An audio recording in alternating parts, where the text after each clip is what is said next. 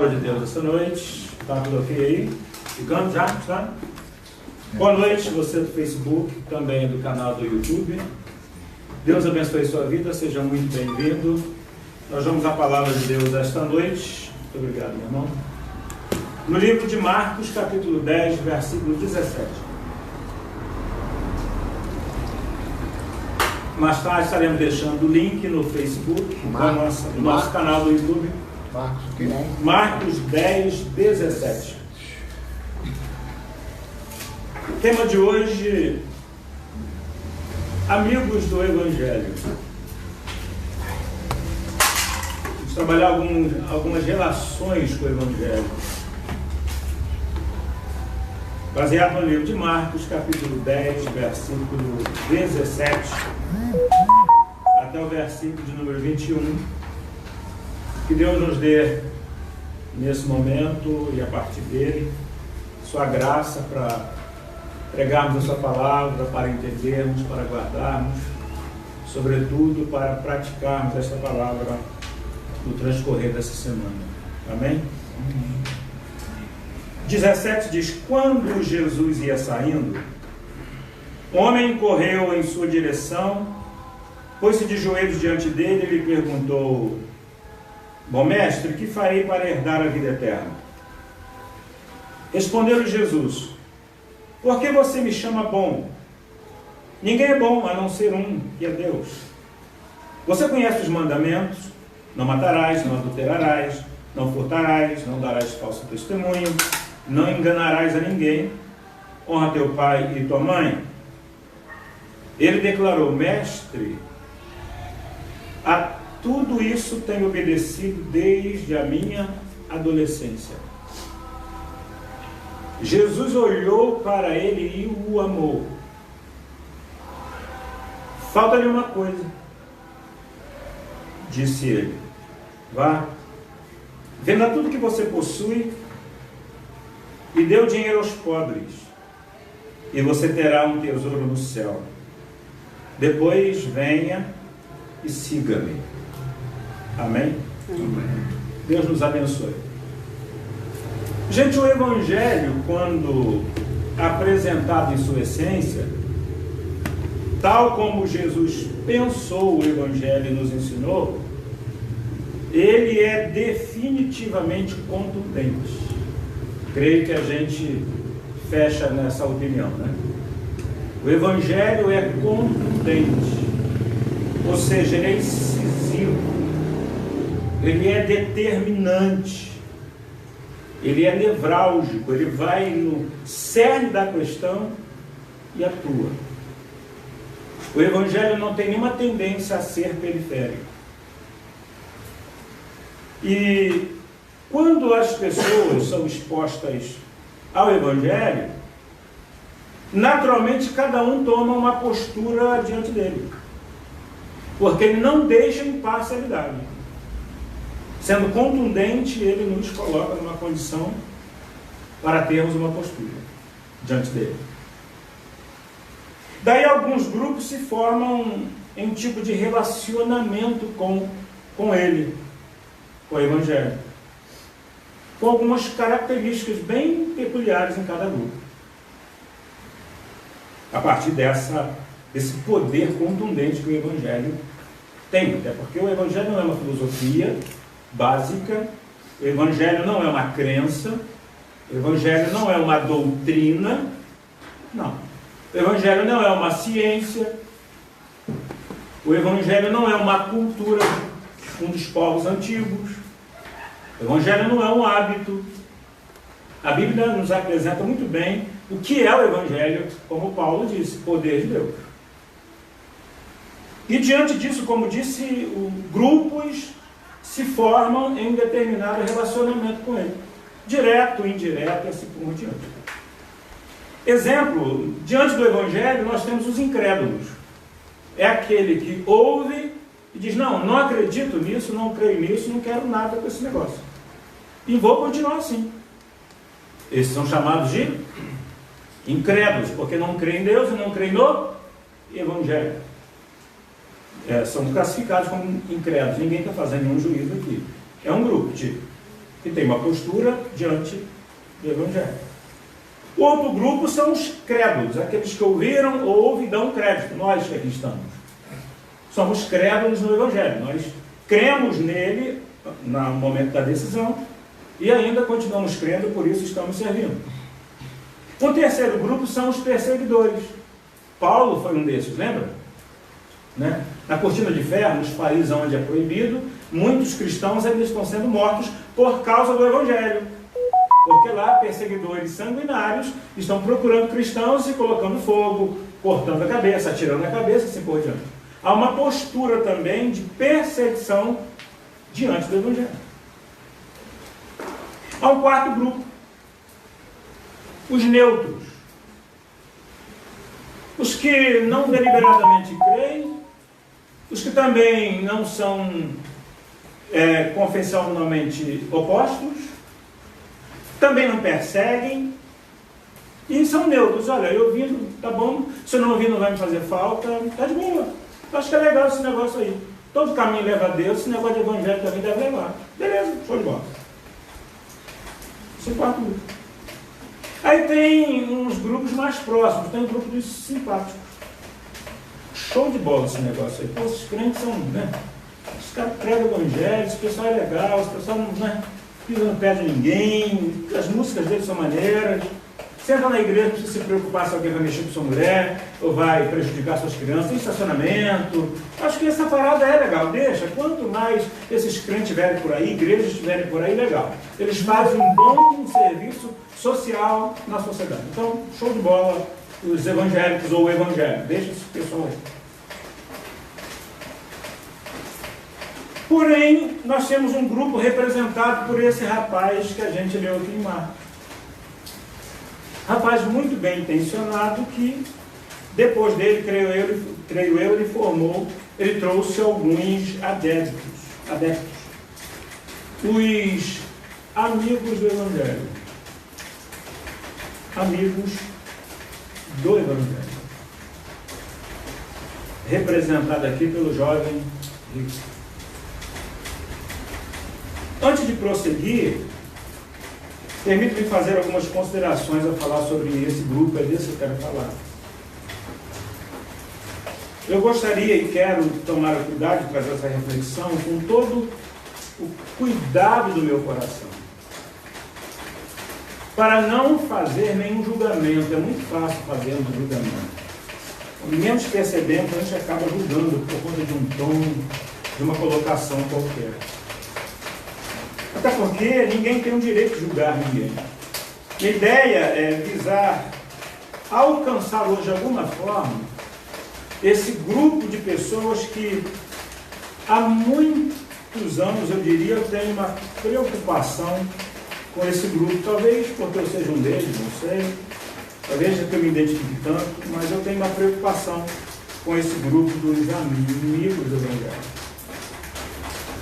A ideia não é colocar ninguém na parede, mas conscientizar que, pela palavra de Deus, sobre o possível perigo em relação à espiritualidade e à eternidade que indivíduos desse grupo, ainda que muito bem intencionados, eu não duvido disso, estão definitivamente bem próximos de terem suas vidas realmente transformadas.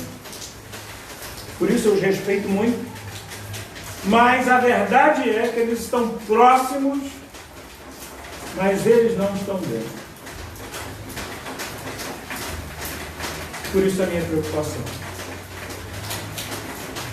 Estão próximos, bem intencionados, eu creio piamente nisso, mas eles não estão dentro. Repito, talvez eu seja um deles, mas eu tenho amigos assim, eu tenho parentes assim um pouco, e me preocupam.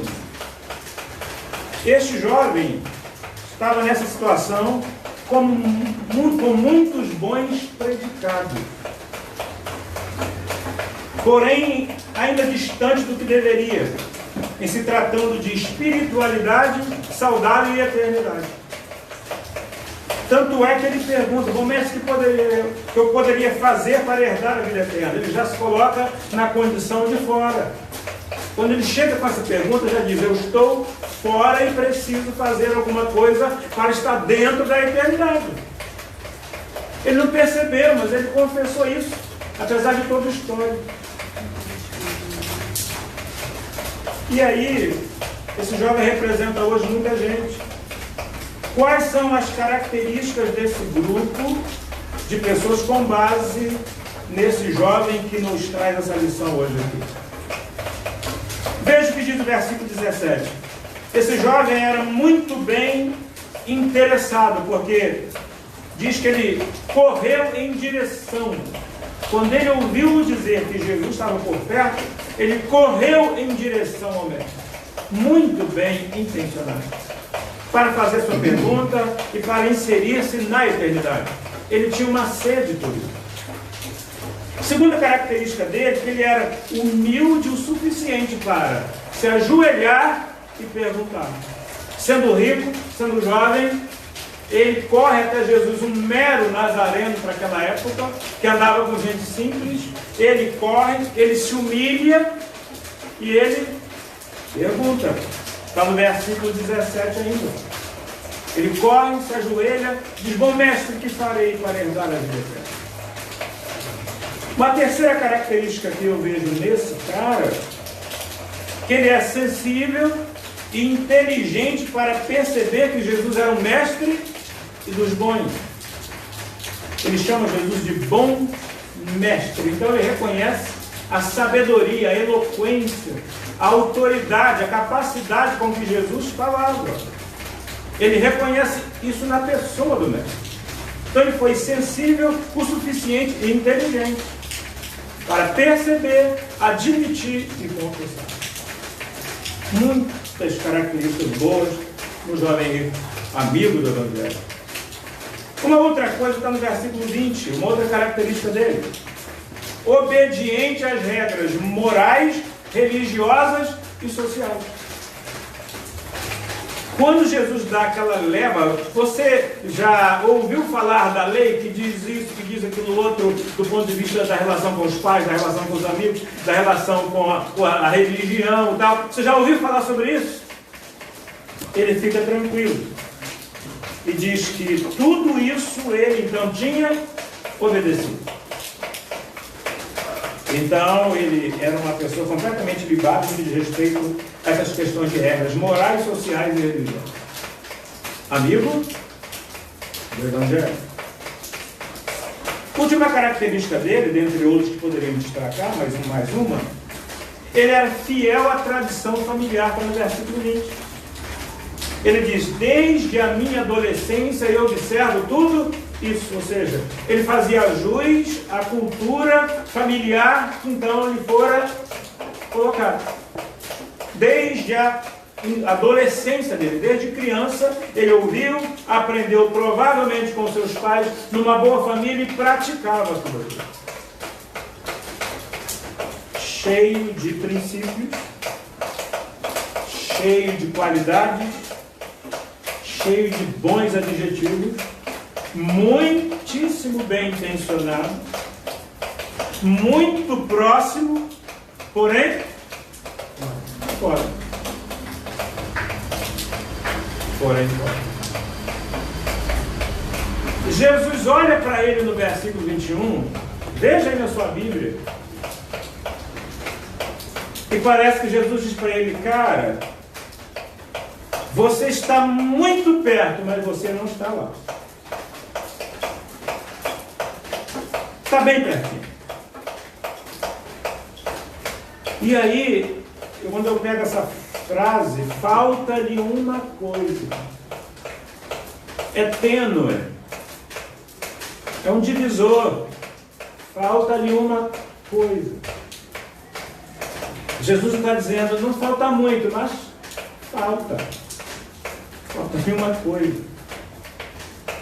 E aí eu comecei a dar uma panorâmica à minha volta, nesse contexto familiar, social, quem sabe também de igrejas aqui, por onde a gente anda, e como eu encontrei gente parecida com esse rapaz. Sabe como? Tem muita gente boa, honesta, bem intencionada nessa condição. Gente criada na igreja, gente que tem familiares cristãos e se orgulha disso. Você encontra com eles, você é evangélico? Eu tô meio, né? Mais ou menos até vou. Mas olha só, sou filho de pais evangélicos, minha família é toda cristã, gosto muito da igreja, fui criado na escola dominical, conheci o pastor Mário Jair Moreira, conheci o pastor Edson, então eu gosto muito desse pessoal evangélico, assisto o programa de Sila Malafaia, de não sei quem, eu gosto muito, eu acho muito legal. Ou então outros que aceitam qualquer convite para um culto evangélico. Uma boa reunião. Vamos lá, vou lá com você, eu gosto muito do culto evangélico. Gente que canta, gente que sabe de cor e até gosta muito dos louvores da igreja. Até agora essa semana uma polêmica aí. Polêmica não, eu acho que eu não tenho, sei lá, não tenho muito intelecto não, mas o pouco que tenho eu não me presto a uma sujeira como aquela do Big Brother, né? Acho que é um problema intelectual, mas tudo bem. Respeito a opinião de cada um. Saiu essa semana uma matéria de que a Globo bateu em cima deles, porque eu não sei quem é, que também não me interessa muito saber. No momento lá, depois de uma briga, resolveram cantar uma música evangélica e pedir perdão um ao outro, e a Globo ficou furiosa, porque se quiserem ouvir programa ou música evangélica, liguem na Record, não vão ligar a Globo. Pois é, então, gente que canta, gente que gosta dos louvores, põe na melodia, na Shaddai, não sei aonde, sabe muito de música evangélica, você olha assim e diz, é um cristão. Gente, presta atenção, quando engravida, a primeira coisa que diz, olha, quando essa criança nascer, o que vamos fazer? Vamos apresentar onde? Na igreja evangélica. Vamos colocar essa criança na mão de um pastor, e o pastor vai levantar no altar, e olha, é lá que é o lugar dessa criança ser apresentada.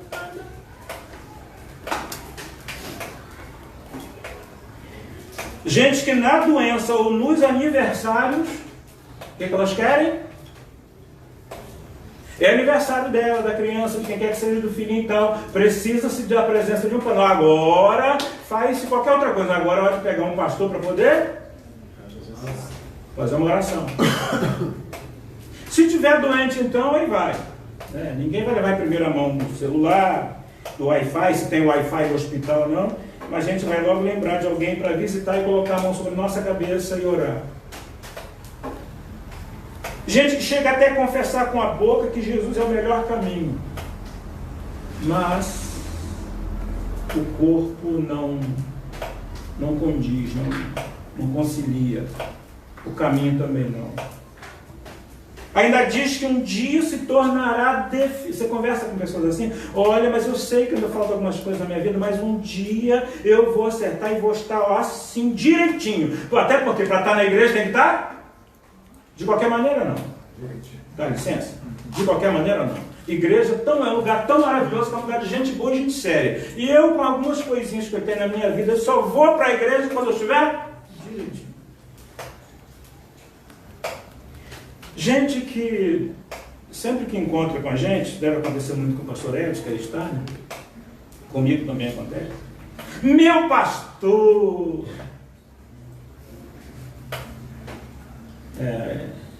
Ele não quer te ouvir, ele não quer comungar com você, ele não quer compromisso com o céu, ela não quer um compromisso com a igreja que ela se identifica, mas quando encontra, diz, meu pastor preferido. Sempre será. Sempre, não tem essa eternidade. E sempre será. Gosto muito das suas mensagens no Facebook, agora no YouTube. Assisto todas elas. Dou até um like lá. Gosto muito das suas pregações. Falta ali uma coisa. Sabe, alguns até chegam a dizer assim, eu tenho muito medo de morrer desse jeito. Eu sei que eu preciso, e Deus é bom, Deus é Pai, e não vai me deixar morrer assim. Um dia eu vou acertar minha vida e vou me tornar definitivamente evangélico. Na hora certa. A hora certa. Sempre tem a hora certa. Sabe, gente que diz isso, mas o tempo todo vive na periferia do Evangelho. E se há uma coisa que o Evangelho não é periférico, grava essa frase, o Evangelho não é periférico. Se você está procurando a periferia dele, você não vai encontrá-lo. O Evangelho é central, o Evangelho é decisivo, o Evangelho é confrontador, o Evangelho é transformador. Sabe por quê? Porque, segundo Paulo, ele é o poder de Deus para a salvação de todo aquele que crê. Paulo dizendo em Romanos 1,16, porque não me envergonho do Evangelho, porque é o poder de Deus para a salvação de todo aquele que crê, primeiro dos judeus, depois também do grego. O problema do jovem rico não era o quanto lhe faltava. O problema dele era que ainda faltava. Talvez seja o problema de muitos de nós.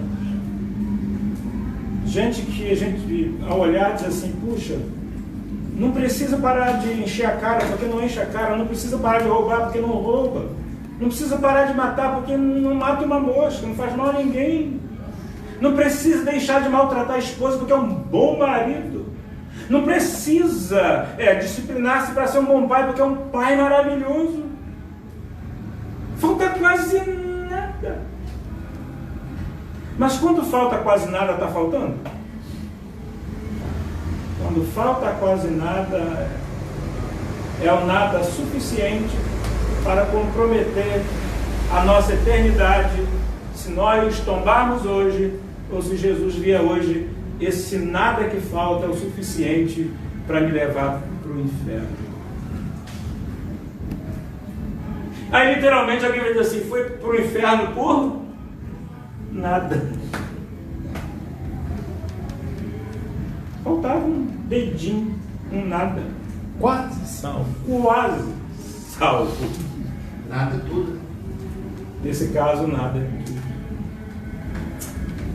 Gente, eu digo isso com peso, com preocupação no meu coração. Deus sabe que não é com cinismo, não é com arrogância de me achar, pelo fato de ter sido criado na igreja, título de pastor que a gente tem, isso possa garantir alguma coisa. Não. E agora mesmo eu passo a pensar em muitos dos meus familiares, talvez alguns estejam aí, parentela mesmo, de perto, assistindo. E eu estou aqui agora pensando mesmo neles também. O calo aperta, corre. Você pergunta assim, você é cristão? Sou, mas da onde? Em lugar nenhum, não vou, mas eu sou. Sou porque eu fui criado, sou porque meu irmão é pastor, porque meus pais me criaram, gosto, não faço nada de errado, não trafico, não cheiro, não mato. E o tempo vai passando, 10, 15, 30 anos, pessoas assim. E é isso me corrói. Porque nós temos um estigma de perdição para a gente orar e clamar, só para aqueles que estão moral, socialmente e definitivamente espiritualmente perdidos. Esses carecem de, meu Deus do céu, salva essa vida. Mas que vida é essa? A prostituta, né? O drogado, aquele que está com 5 mulheres, aquele que maltrata. Esse é um perdido. Esse perdido precisa de... Porque falta muito, né? A gente é bom para orar por aqueles que faltam muito. E tem gente que falta um pouco mais, é verdade. Mas quando a gente convive, principalmente com os nossos, de nosso sangue,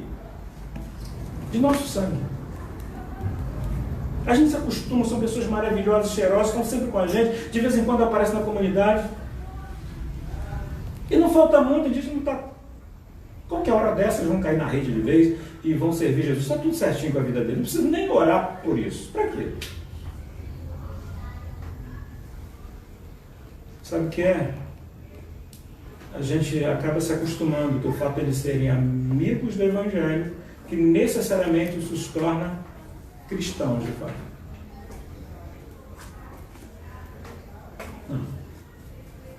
Não significa dizer que os tornará Cristão seria a frequência que não, é a decisão de caminhar lado a lado com Jesus. Ponto. Confessar e caminhar. Confessar e seguir. É disso que a gente está falando. Aí meu coração aperta, dói.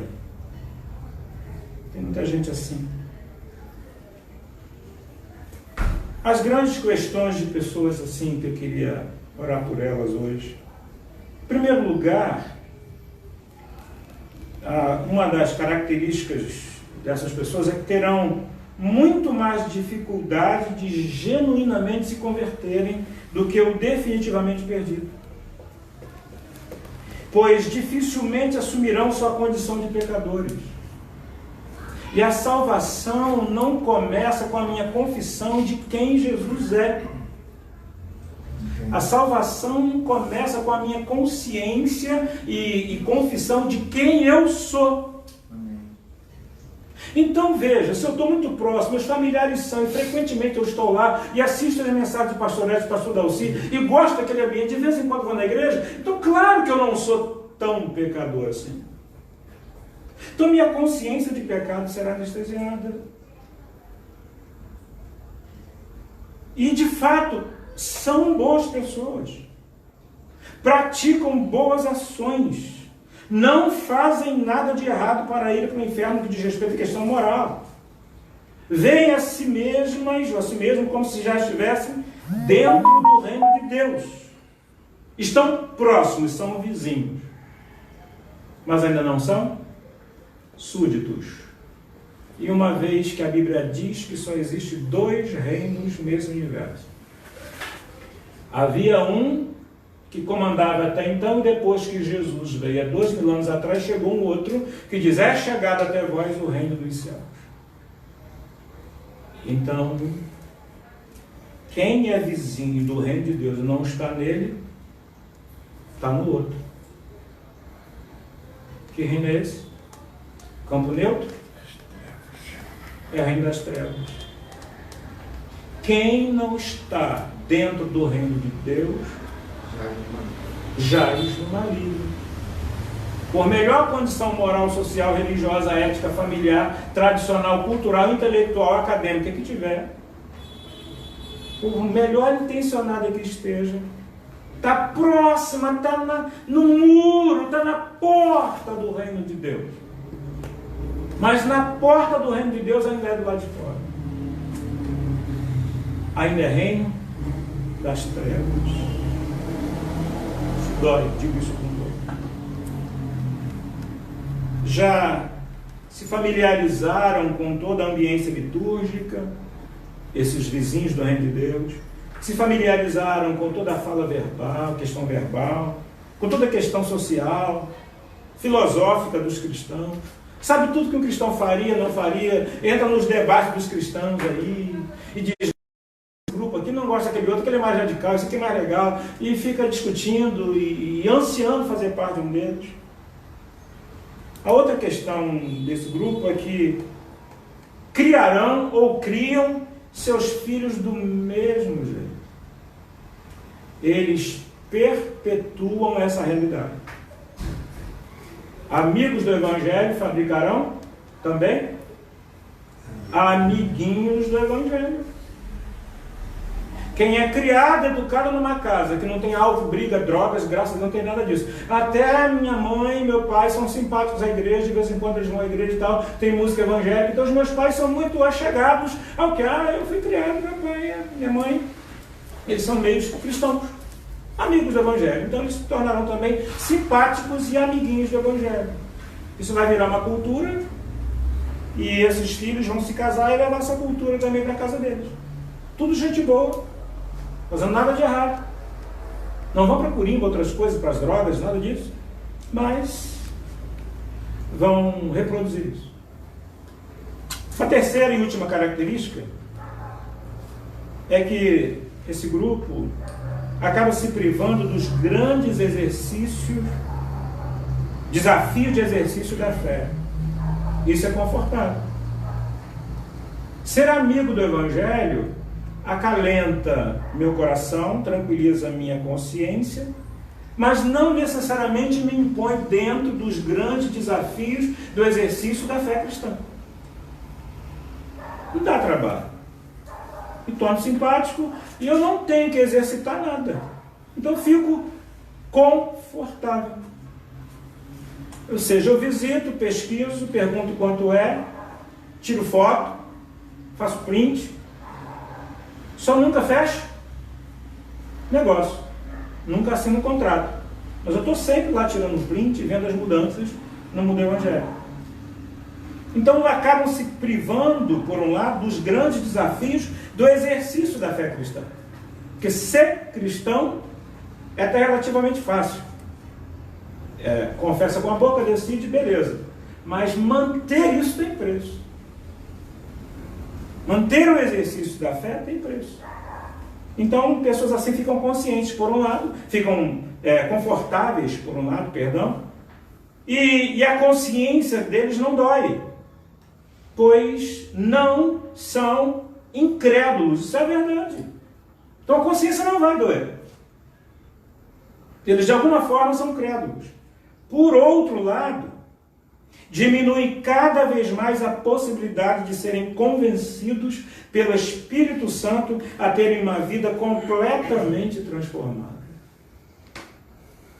Eles ficam confortáveis, mas dia a dia acabam diminuindo toda a possibilidade de serem convencidos pelo Espírito Santo para ter uma vida completamente, e a história completamente mudada, transformada, vida em abundância que Jesus veio trazer. Se privam de uma coisa, mas também se privam de uma outra possibilidade maravilhosa. A transformação, eu até coloquei isso hoje, é resultado do querer,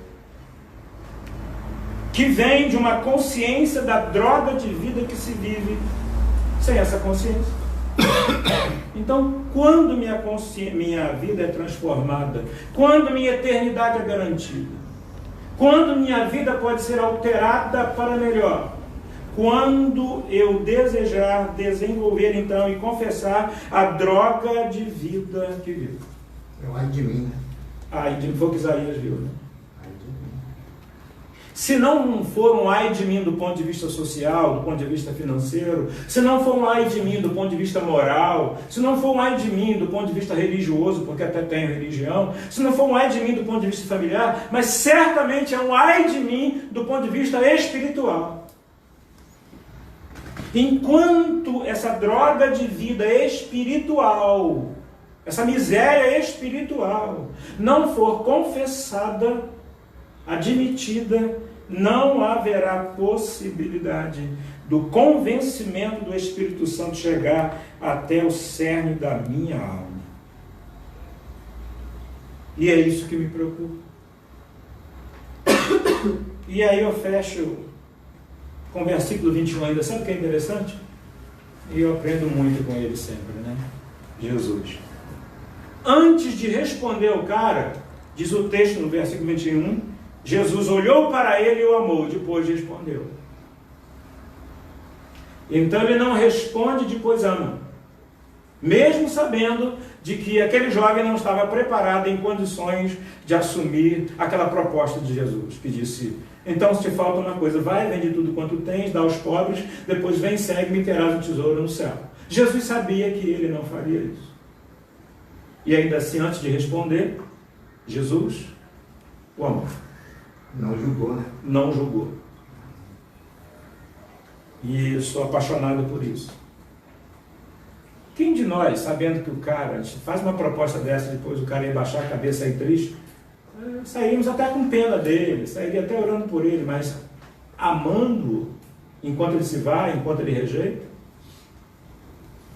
Interessante que é por amor que a gente está falando sobre essas pessoas hoje aqui.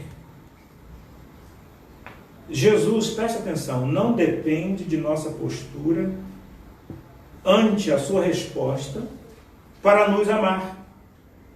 Ele vai nos amar de qualquer maneira, dizendo sim, Senhor, ou não, Senhor. Quero ficar com esse tesouro aqui da terra ou com o do céu. Ele vai nos amar de qualquer maneira, incondicionalmente. não significa que somente o amor, aí que está a questão, ainda que ele me ame e ele continue apaixonado por mim, mas não significa dizer que somente o amor dele é suficiente para garantir a transformação da minha vida e garantir a eternidade. Não é. Não é. Somente o amor de Deus não é suficiente para garantir a minha transformação de vida e eternidade. Mesmo os que estão indo para o inferno, são ou não são amados por Deus? São ou não? Menos ou mais que você? Na mesma intensidade. Mas eles irão, se quiserem? Irão, mesmo alvos do amor de Deus, se não tomarem uma outra decisão, eles irão. Falta a resposta a esse amor. Aí que está. O amor dele é onde tudo começa. Mas minha resposta a esse amor é que conclui todos os interesses de Deus em minha vida. E isso também é amor. Então, o que é que me salva? O grande amor de Deus por mim, derramado na cruz em Cristo Jesus. Isso me salva com a parte B. Com a parte B, me render a esse amor e dizer, eu quero, eu aceito. Então a salvação não vem quando Deus me ama. A salvação vem quando eu respondo a esse amor recebido. Porque se a salvação fosse passiva, no que diz respeito à nossa parte, somente a parte de Deus, Deus amou o mundo de tal maneira, mas a Bíblia em lugar nenhum diz que Deus vai salvar o mundo de tal maneira. O alcance da salvação depende somente do amor de Deus. Mas a salvação propriamente dita depende da parte B. Depende da minha resposta a esse amor. Sabe? Por isso que a pergunta de Jesus a Pedro foi: Pedro, tu me amas? Exato. Por 3 vezes para curá-lo. Não foi uma lavagem de roupa suja, nada disso. Pedro responde, né? Ele precisava responder isso antes de ser para Jesus, para ele mesmo.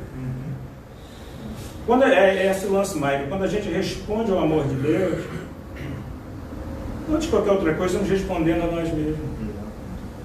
E isso já é o suficiente para me transformar em outra pessoa. A minha carência, meu suprimento de carência vai ser, meu coração vai ser suprido. Essa revelação de enxergar só Deus traz. Só. Mas tem que haver resposta. Por isso, estar próximo não é resposta. Por isso, frequentar não é resposta.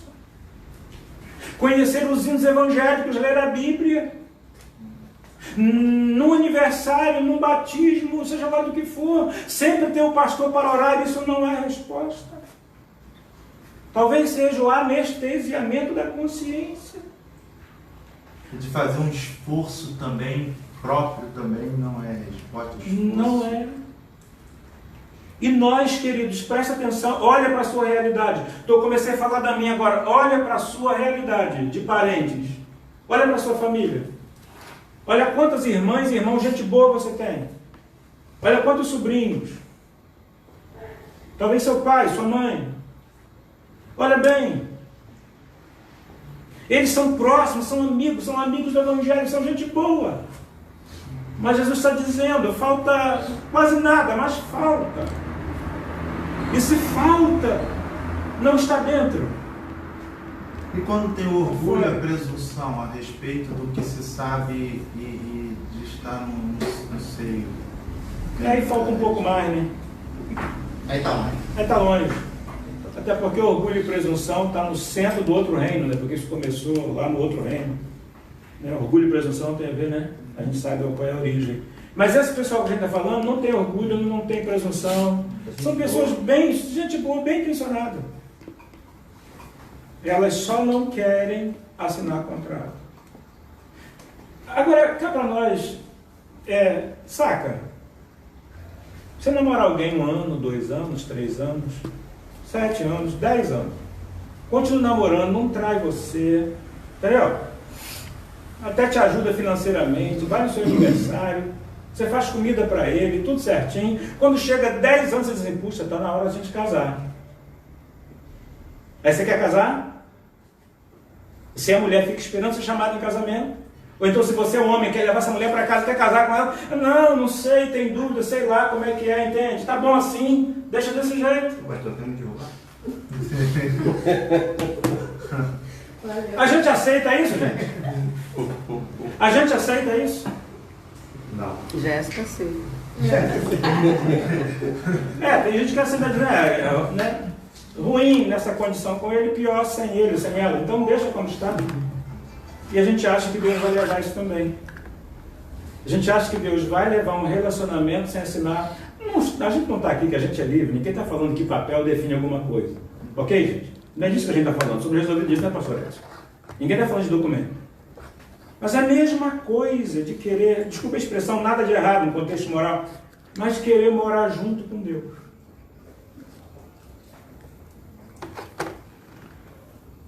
Não dá para morar junto com Deus e não se casar com Ele. Estou falando de alma. Sabe, é legal, vou lá de vez em quando, vou na casa dele, ele vem na minha. Casar não quero não. Assumir compromisso de fato, não quero não. Rebeca derrubou o copo aqui, gente. Mas eu gosto dele, Deus também me ama, eu amo a Deus. Deus tem a casa dele, eu também tenho a minha casa. A gente se encontra quando Deus tem interesse de adoração, eu vou lá e adoro o nome dele. Quando eu tenho interesse e necessidade de milagre, eu oro a ele, ele me abençoa. Mas casar com Deus eu não quero não. Pra quê? Tá muito bom assim, a gente vai na casa do outro. De repente se casar estraga. Então, deixa eu viver meio amaziado com Deus assim. Uma aliança pra quê? Já respeito você. Pra que ele bobagem agora, 10 anos depois da botar aliança? Eu traí você alguma vez? Não, não. Todo mundo sabe, nossa foto não está no Facebook, a gente não tira foto junto. Pra que uma aliança agora? Bobagem. Sua família não sabe, não me aceita? Então, a igreja sabe que eu vou lá de vez em quando. A gente se ama, a gente sai junto, a gente passeia. Obviamente a gente é casado, é como se fosse. Ninguém como sonho, ainda que circunstancialmente aconteça, mas como sonho ninguém se contenta com isso. Ainda que circunstancialmente muitos estejam envolvidos, mas ninguém sonha. Eu sonho um dia, já viu alguém dizer isso? Eu sonho um dia em não colocar um vestido de noiva, eu sonho um dia em não assinar papel nenhum, eu sonho um dia em não colocar uma aliança. Quem é que sonha com isso? Você pode até fazer uma festa menor e tal, mas todo mundo quer um dia para poder contar para os amigos. Vai na praia e conta. Vai na lanchonete e conta. E mostra. Tem um caso de amor com Deus. E caso de amor com Deus não é casamento. O jovem rico tinha. E diz, agora que eu vou fechar a questão. Eu estaria na eternidade. Só estar perto dele que eu vou fechar esse negócio hoje. Bom, mestre, olha só. O que eu posso fazer? Ele já condicionou a salvação a quem? Quem é que poderia fazer alguma coisa? Não era Jesus, era? Ele. Jesus o amou. E eu fecho. O relacionamento dos que se submetem ao Evangelho é e deve ser, e deverá ser sempre um relacionamento de amigos. Então, aqueles que se relacionam, aqueles que se submetem ao Evangelho, até Jesus propôs isso, deve ter um relacionamento de amigos. Jesus disse assim para os discípulos, olha, não os chamo mais de servo, mas os chamo de amigos, porque o servo não sabe o que faz o seu Senhor. Então, eu chamo vocês de amigos.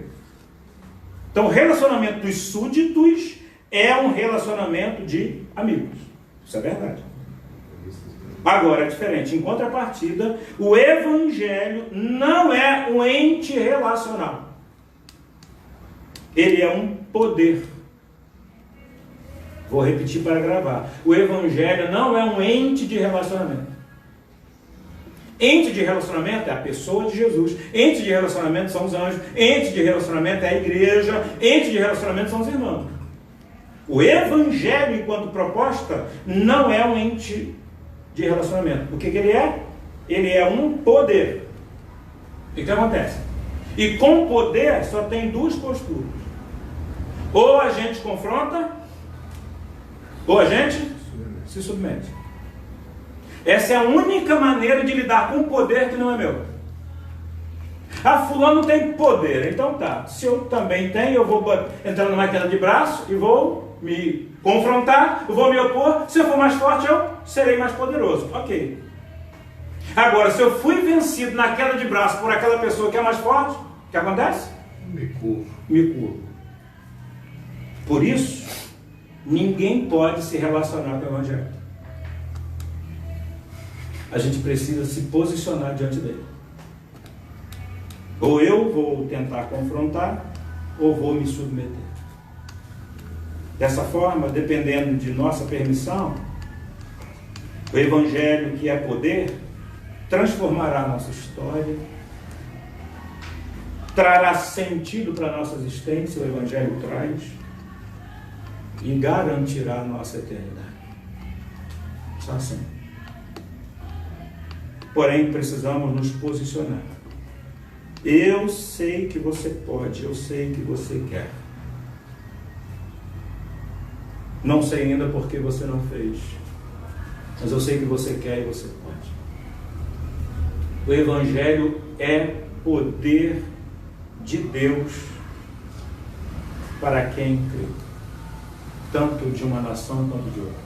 Não existe nem privilegiados judeus, nem privilegiados gregos pela sua filosofia. Não importa. Tendo tradição, conhecimento ou intelectualidade, o Evangelho é poder de Deus para todo mundo, nivela todo mundo. Diante dele não tem gente boa, diante dele não tem quem erra mais, quem erra menos, diante dele não tem bem ou mal intencionado. O bem intencionado precisa render-se ao Evangelho. O mal intencionado que está lá fora também precisa render-se ao Evangelho. Diante do Evangelho só existe pecador. Só pecadores. E pecadores só tem uma coisa a fazer: depois de suas armas, olhar para si e dizer: perdi. Salvação vem do Senhor. E eu queria te convidar para nós orarmos. Você, do YouTube, do canal, do Facebook. Não sei por quem você vai orar, se por si. Mas talvez alguém pense e diga assim: o pastor Dalci é muito pesado na fala dele, né? Eu não vou pedir desculpa porque a palavra não é minha. E a gente precisa entender que as pessoas estão numa bifurcação. Nós estamos numa bifurcação de céu do inferno. Nós não estamos caminhando para o futuro daqui a 10 anos. Nós não estamos caminhando para o futuro daqui a 30 anos. Nós estamos caminhando para a eternidade. É isso que a Bíblia, foi isso que Jesus veio trazer. Jesus veio trazer a vida. A vida o quê? A vida eterna. É que a gente se contentou com a vida plena hoje. Mas Jesus só trouxe uma coisa: a vida eterna. E a vida eterna é essa que criamos no Filho de Deus enviado. Nós vamos cantar uma música, depois nós vamos orar.